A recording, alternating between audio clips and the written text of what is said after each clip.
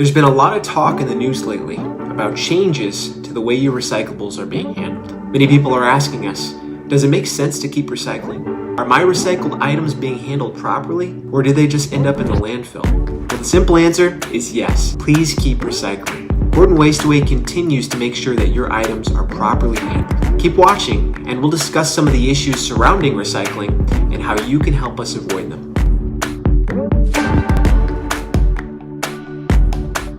Here's how recycling usually works. You put your plastics, glass, metal, paper, and other items into your recycling cart. A local waste hauler like us picks up your items and takes them to be sorted. The sorted items are bundled into bales of like material, and they are sold to other countries who have a large demand for these items. It made a lot of financial sense at the time. The catch? Countries like China, who import the largest amount of recycled materials, have recently tightened their standards for the quality of these materials. The cost of labor is rising, China has an abundance of its own recycled material available, and there's less desire for recycled material from the United States. The biggest issue?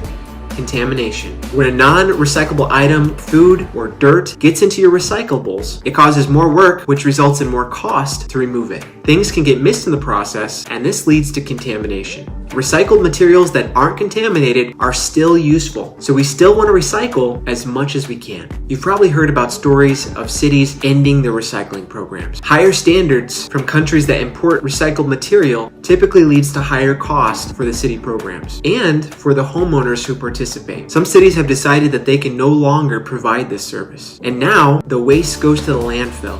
We want to avoid this.